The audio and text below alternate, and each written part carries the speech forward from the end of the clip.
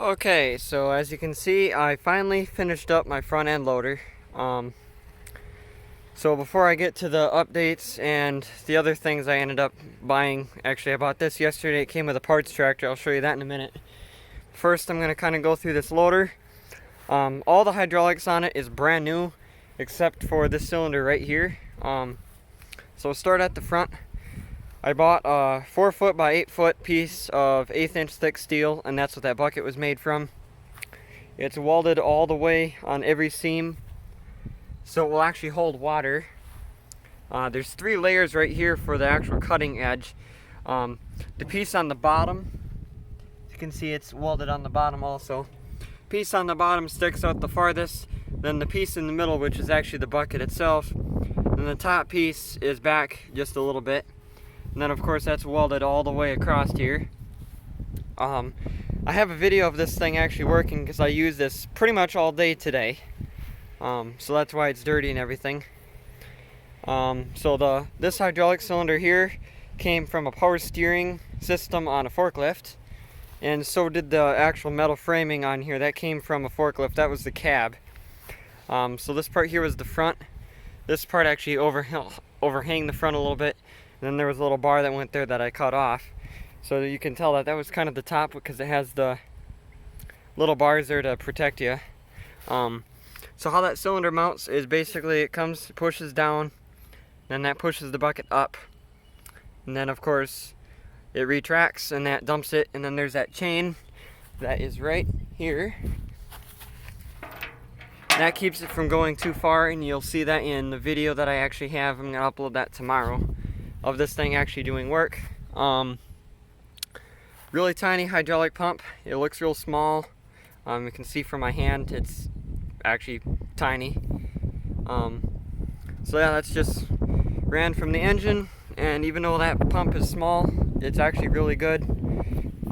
It slips the belt before anything else happens, which I'm fine with, because then nothing can really break at that point, because if the belt's too tight or something, it can actually probably end up breaking something. Of course, the hydraulic hoses all come up here. It leaks just a little bit right there. That's the only leak on this whole thing. The hydraulic reservoir, just PVC pipe that I painted black, has a cap on the end, and then like a clean out.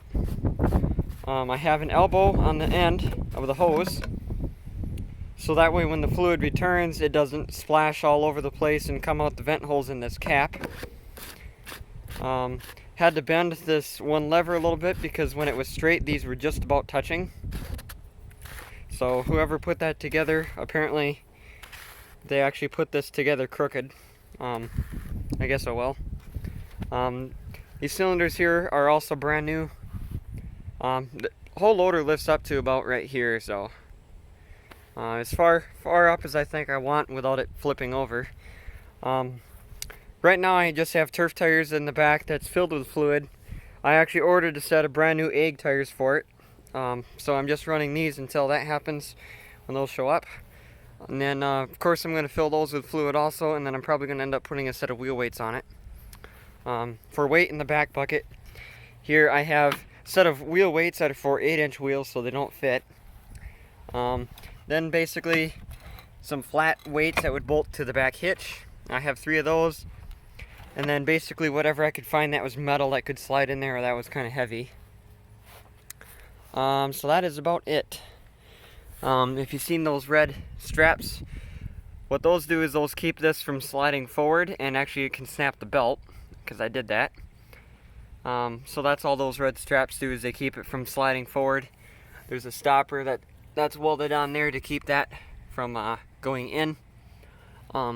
There's no modifications at all that was done to this tractor, so I can actually pull this loader off and put it on another one. It just has to be a Sears Roper with the new style MowerDeck hanger, because it bolts right here in the front. And then of course I reused a MowerDeck lift, scissor lift bracket, and then that just pins on the back. And then of course this angle iron is just welded to that. So that's about it on the loader. So with these things, I bought 2 of them stupid cheap Basically all I wanted was the rear wheels and tires, and it just happened to be that these are shaft driven and have really nice transmissions in them. So this is the same actual differential as like the newer style Sears or Roper Hydros. You can kind of tell that it's the same. I really like these transmissions. They're really heavy duty, really hard to find, which that's another reason why I bought these. The other cool thing with these is that they actually have hydraulics. So there is a hydraulic lift or a hydraulic valve, and then that goes down here to a very small cylinder that runs a 3-point lift or a mid-mount lift, I'm assuming. This one does not have either the right engine or the right hood, because it has a 12 horsepower Kohler and the hood says it is a 16, so one of the two was changed out. This machine supposedly ran and then it just got parked, so I guess that's the story on it. I guess everything's supposed to run, you know how that is. When I got it, the throttle was all the way up and the choke was out, which that tells me that somebody was trying to start it and they never got it started. So I have all the air filter and stuff down there on that nasty seat that came with it. That is about it on this one. Both of these are going to get tore apart. The other one is actually inside. I got it half tore apart. The other one was pretty well complete, other than the fenders weren't on the back and I didn't get a hood with it. So yeah, both of these, this one and the other one, are going to get completely tore apart. So if anybody has one of these errands and you need parts for it, let me know, because I'm pretty much going to have everything besides the transmission and the tires and wheels. The rear tires on this and the wheels are in really nice shape. So that's basically why I bought them, was for the tires and wheels. And it was just a bonus that it had a transmission that I wanted. I can show you the other one. So the other one is in here, half tore apart. I started tearing this apart last night, like soon as I got home with it. I got the rear end already tore out. So here you can kind of see a little bit more of the hydraulics on these things. So this cylinder went around right here, and then that would operate your lift, I guess. It was all the way seized until the rust right there, but I got it to move out a little bit. This one is not in very good shape at all, but the differential seems good. This pump I kind of have my doubts in, but I have other pumps that I could put on if anything. I know this is no good because this doesn't move at all. These hoses are rusted in there. It's just kind of whatever. The plan for this is to basically take the engine out and then take everything else off that I either see valuable or could possibly want, and then probably end up just junking the rest.